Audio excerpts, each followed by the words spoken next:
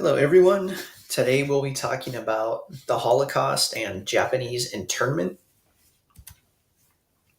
And to start, you have to know something called genocide. And a genocide is the systematic and purposeful destruction of a racial, political, religious, or cultural group. So essentially, it's when a group or someone tries to kill everyone who belongs to a certain group, whether could be a religion, like you're trying to kill all the Christians, or a racial group, like if you were trying to kill all white people or Hispanics, African Americans. So it's just where you try to eliminate a certain group. And this is what happened in Germany. They had something called a final solution. And this was Germany's solution to exterminate, which means kill, all Jews. Jewish or Jew is a type of religion. And Hitler did not like people that were Jewish, so he wanted to kill all of them. And there's other people who were infected by this. It's also Poles, which are people from Poland, Slavs, which are from Slovakia, Gypsies, it's a type of ethnic group, and undesirable. So if you're homosexual or mentally ill or political dissidents, people who didn't agree with them. And the Holocaust is the mass murder of 6 million Jews under the German Nazi regime from 1941 to 1945. And almost two-thirds of Jews living in Europe were killed. So this was the name given to all the Jews that were killed. But once again, there was other people who were also killed, like the Poles, Slavs, Gypsies, undesirable. And the Holocaust is an example of a genocide. And where a lot of these people were sent is called concentration camps. So Germany and Hitler sent Jews and others affected by the Holocaust to concentration camps, which were prisons. And these people didn't do anything wrong. They didn't commit any crimes. It was simply because they were Jewish or they were Slavs or they were homosexual or they were gypsy. That's the only thing they did. And they were forced into labor, and the prisoners were given very little food. Most died from hunger, and many were killed when they became too weak.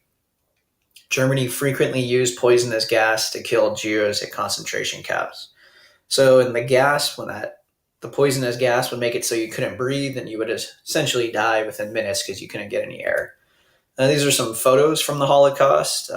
These are the beds that they would put men, women, children in. And they didn't feed you.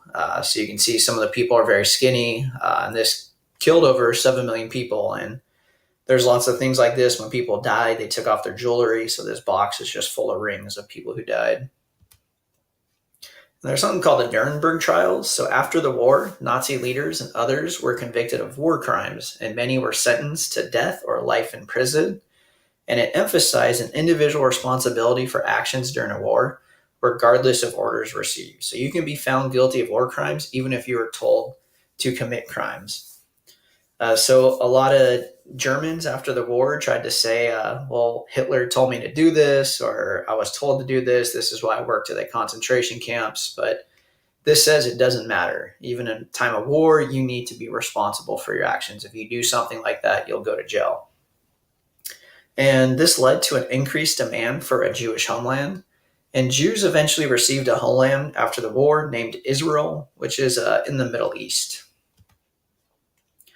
There's something called the Geneva Convention, and it established international rules concerning the humane treatment of prisoners of war. So it essentially said that if you're arrested, or not arrested, but if you're fighting in a war and you lose but you're taken as a prisoner, that you should be treated well.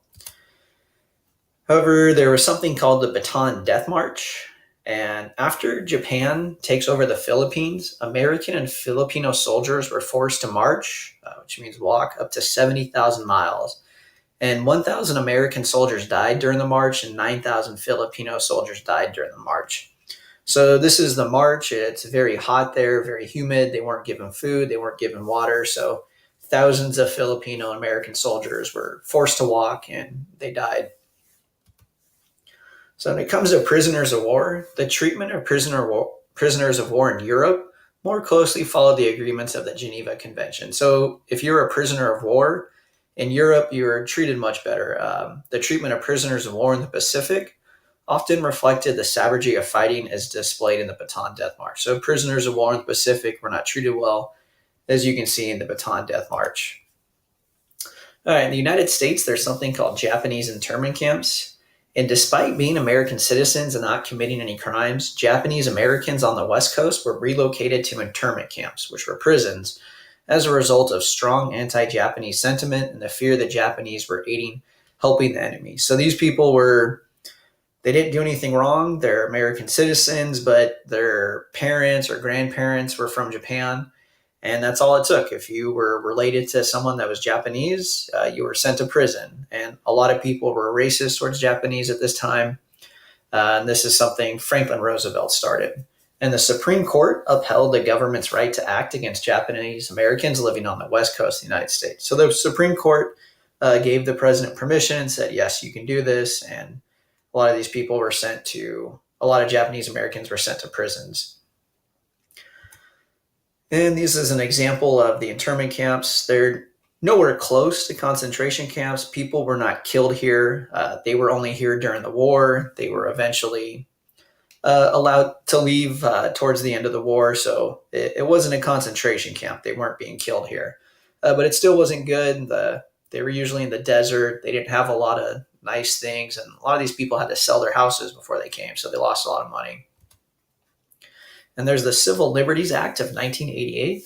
And this was signed into law to provide a presidential apology and symbolic payment of $20,000 to the internees, evacuees, and persons of Japanese ancestry who lost liberty or property because of discriminatory action by the federal government during World War II. So because the government essentially was racist and they discriminated against Japanese Americans. They forced a lot of them into prison, so they lost their liberty and they lost their property. A lot of them, they had to leave their houses. They had to get rid of stuff. If you had a house, you essentially lost it when you went to prison. And yeah, so the United States, from this law, the Civil Liberties Act, they apologized, and everyone who was still alive got $20,000 who was affected by the Japanese internment camps. All right, if you guys have any questions, let me know. That's it for today.